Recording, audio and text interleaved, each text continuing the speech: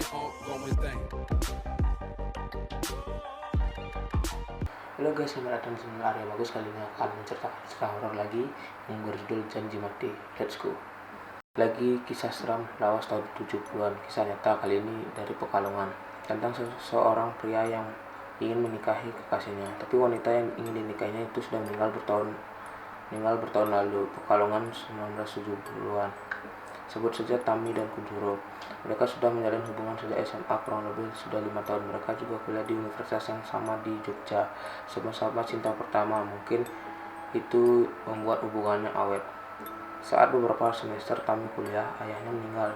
Tami yang sangat mencintai Kunchoro sempat memaksakan untuk tetap kuliah karena ingin selalu berada di dekat Kunchoro. Tapi karena perekonomian keluarga Tami memburuk, terpaksa dia berhenti kuliah.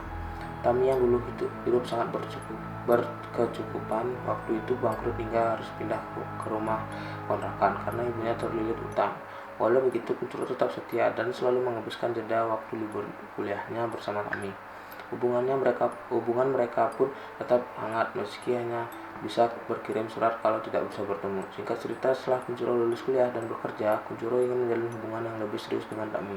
Tidak ada aral yang melintah meski Kunchoro berasal dari keluarga terpandang dengan keadaan Tami waktu itu. Orang tua Kunchoro sangat merestui hubungan mereka. Sekitar tahun 74-75, Tami dan Kunchoro bertunangan dan akan menikah sekira 1-2 tahun kemudian.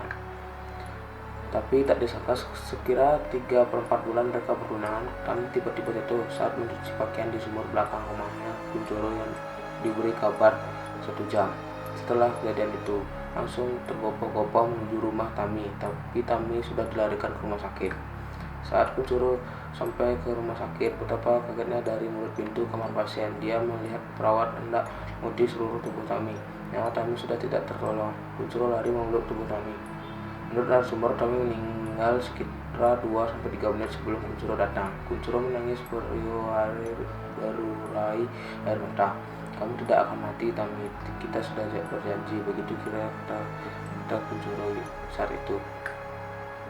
Tapi sepahit apapun kenyataan tetaplah kenyataan. Menurut diagnosa dokter, Tami mengalami pecah pembuluh darah di bagian otak. BTW biasanya ini dialami oleh orang yang terlalu banyak pikiran, tertekan, kurang tidur, dan memiliki pola hidup yang tidak sehat. Kunchoro tahu itu karena Tami selalu berkeluh kesah di suratnya tentang dia yang harus ikut menanggung hutang puluhan juta dan berkebangkrutan setelah ayahnya tiada. Tapi Kunchoro tak berpikiran bila itu akan membuat keadaan menjadi begini. Mata sempat Kunchoro berjalan di samping ibunya Tami. Sambil membawa foto berbingkai Tami, Kunchoro mencoba tegar berjalan menuju makam. Sekali ia merangkul dalam mertuanya, ia berlinang air mata. BTW Tami adalah anak tunggal, jadi hati ibunya sangatlah hancur. Menurut narasumber yang kebetulan ikut dalam prosesi pemakaman itu, ibu Tami sempat histeris saat jenazah Tami dimasukkan ke liang lahat. Aku mau ikut, memberontak, ingin melepaskan diri dan ikut nyemplung ke liang lahat. Kunchoro pun memeluk ibu Tami. "Istighfar bu, istighfar." Prosesi pemakaman pun berlangsung sampai selesai.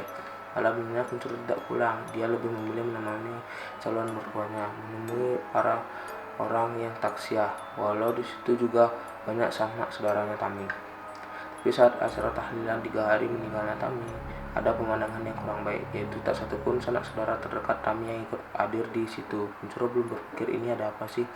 Tapi setelah dilihatnya 7 hari sampai 40 hari memang tak ada satupun saudara Tami yang ada dan hadir di situ. Tak tega Kunchoro melihat ibu Tami diginikan. Di malam hari saat suasana tak begitu ramai, Kunchoro mencoba mendekati ibu Tami sekedar menenangkan ibu Tami. Memang terlihat banyak melamun setelah meninggalnya Tami. Kunchoro memang sangat dekat dengan ibu Tami. Sambil memijat bahunya, Kunchoro berkata, "Sampun bu, mbon tensah rumangsa kesepian tasih wonten kula Kunchoro niki nggih anake ibu to." Artinya, "Sudah bu, jangan merasa kesepian. Kunchoro ini kan juga anak ibu kan." Ibu Tami menghela nafas panjang dan bilang, "Oh ji, aku ngerti." Kunchoro pun bertanya, "Lah bu, dugi 40 dinten niki kok sederek mboten wonten ingkang nindak mriki." "Lah bu, sampai 40 hari ini kok nggak ada saudara yang datang sini lah." Kalau saya bersingkat, kira-kira begini. Dulu keluarga Tami ini cukup kaya raya dan sukses, tapi sejak ayah Tami meninggal, mereka akan bangkrut sampai harus jual rumah dan tinggal di kontrakan. Itu pun hutangnya belum lunas. Tidak tahu juga apakah penyebabnya. Tapi setelah keluarga Tami bangkrut, semua sanak dan saudara yang notabene orang kaya juga kesannya seperti menjauh. Biasanya sih gitu, hehe. Kembali ke cerita di percakapan itu, Kuncoro mencoba mencari tahu berapa sisa utang keluarga Tami. Nominalnya sekitar 30 jutaan. Kalau di tahun itu mungkin sangat banyak ya. Kuncoro bertekad dalam hati ingin membantu melunasi utang itu. Setelah kematian Tami, seperti tidak ada yang aneh dalam diri Kuncoro dan tetap menempatkan diri menjenguk ibu Tami di rumahnya. Di sela-sela dia bekerja, Kuncoro kini bekerja sebagai kontraktor. Tekad dalam hatinya untuk melunasi sisa utang tetap ada. Dulu dia sempat mencari informasi kepada siapa saja keluarga Tami berutang. Dia didatangi satu persatu dan melakukan janji tertulis bahwa sekarang dialah yang menanggung utang itu. Kuncoro mulai mencicil satu persatu utang itu hingga lunas beberapa tahun kemudian. Kuncoro kini sukses, tapi beberapa teman Kuncoro mulai tahu keanehan dalam diri Kuncoro yang selama ini tidak yang tahu. Kuncoro sering membeli pakaian-pakaian wanita secara diam-diam, walau sebenarnya teman-teman dan keluarganya tahu, tapi mereka mendiamkan atau pura-pura. Tetapi kesini Kuncoro mulai semakin aneh. Tadinya Kuncoro yang tertutup menjadi vulgar. Setiap dia habis membeli pakaian wanita, selalu dilihatkan ke teman-teman atau keluarganya dan bilang, "Apik tuh, Tami mesti senang iki, bagus kan, tapi pasti suka ini." Setiap malam minggu Kuncoro selalu nongkrong depan stasiun radio di Pekalongan, yang mana dulu tempat itu adalah tempat Tami dan Kuncoro pacaran waktu SMA. Dia juga sekarang sudah jarang ke rumah Tami. Perlahan orang di sekitarnya mulai menyadari bahwa kini tatapan mata Kuncoro kosong, seperti orang yang kena gangguan jiwa. Setiap bertemu teman orang sekitarnya, dia selalu bercerita tentang Tami hari ini, seperti misalnya, "Wah, tadi saya makan bakso di sana sama Tami, enak loh." Seolah dia masih bertemu Tami setiap hari. Setiap kali diingatkan kalau Tami sudah meninggal, Kuncoro selalu marah, menundukkan kepalanya dan pergi berjalan sambil menggerutu tidak jelas. Walau begitu, Kuncoro sekilas tetap seperti orang normal. Dia juga tetap bekerja teman-temannya yang iba akhirnya kadang menanggapi omongan Kuncoro. Misalnya ditanya, "Kenapa kamu kalau ngapel malam minggu malah di depan stasiun radio bukan di rumah Tami?" Dan Kuncoro berkata, "Tami itu selalu ingin jalan-jalan, karena kalau nanti kami sudah nikah, gak akan ada banyak waktu buat kami berdua jalan-jalan." Setiap pertanyaan itu diulang oleh orang yang sama. Kuncoro juga tetap menjelaskan seolah orang itu belum pernah bertanya. Tempat menjemput, janji mati. Kesaksian dari teman dekat Kuncoro, sebut saja Yuno. "Saya adalah teman SMA Tami dan Kuncoro. Kebetulan kami juga satu desa. Memang sejak Tami meninggal, Kuncoro jarang berbaur. Awalnya saya kira dia sibuk kerja, tapi beberapa tahun kebelakangan dia sering sekali nongkrong di kampung, tapi dengan perangai yang berbeda. Sekitar seminggu dia menjadi perbincangan di desa karena kelakuan anehnya. Semua warga pun tahu kalau Kuncoro sepertinya stres. Setiap malam minggu dia selalu keluar dengan motornya dan rapi. Habis maghrib dia menyempatkan diri untuk mampir ke tempat biasanya anak-anak muda berkumpul, dan setiap jam 7 dia selalu pamit ngapel dan menyebut Tami. Seperti itu selalu berulang setiap malam minggu. Makin kesini saya jadi penasaran, dan suatu di malam minggu saya iseng nyoba untuk menututi Kuncoro. "Dimana sih kalau dia jemput Tami?" Sedikit lucu, tapi jujur saya sangat iba dengan dia. Nah, dengan motor pinjaman dari paman saya buntutin Kuncoro, tapi di perjalanan saya bingung karena di jalan itu menuju rumah Tami yang dulu, yang katanya sudah disita bank. Tapi setelah melewati rumah itu, bukannya berhenti, tapi Kuncoro jalan terus menuju ujung desa. Saya ikuti terus sampai akhirnya dia berhenti di depan gapura sebuah makam, yang mana itu adalah makam tempat di mana Tami dikuburkan di jarak kira-kira 20 meter. Saya melihat Kuncoro seperti terlibat percakapan kecil sebelum akhirnya dia jalan lagi. Seketika itu bulu kuduk saya langsung merinding. Saya pun putar balik dan pulang. Di kampung ternyata kawan-kawan sedang menunggu jawaban saya tentang di mana Kuncoro menjemput Tami. Setelah saya ceritakan, semua kaget dan bingung antara Kuncoro gila atau memang Kuncoro memang menjalin hubungan dengan Tami yang sudah meninggal bertahun lalu. Berlanjut, Mantin janji mati. 6 tahun yang lalu sudah sejak Tami meninggal dunia, tapi Kuncoro semakin aneh. Entah itu gangguan jiwa atau memang Kuncoro benar menjalin hubungan dengan arwah Tami. Sangat sulit disimpulkan, karena di satu sisi Kuncoro seperti seorang normal.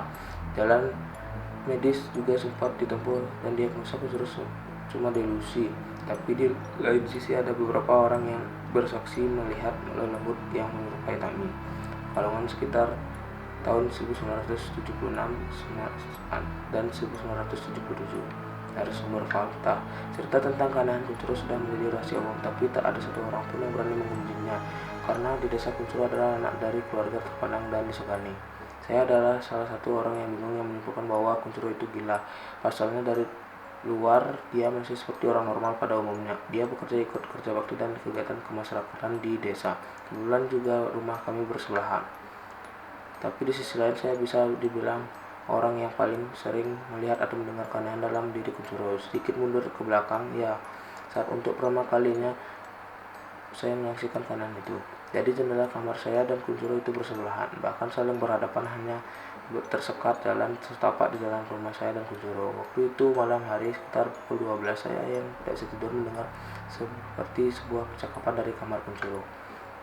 Awalnya saya itu kira radio, tapi semakin saya amati sepertinya itu bukan suara radio, melainkan suara dua orang yang sedang mengobrol. Saya tak begitu tahu apa isi percakapan itu karena suaranya lirih dan suara lawan bicaranya seperti hanya berbisik. Saya yang penasaran mencoba mengintip, membuka jendela sedikit demi sedikit, dan ternyata benar ada dua orang yang sedang berbincang, tapi dengan nada berbisik.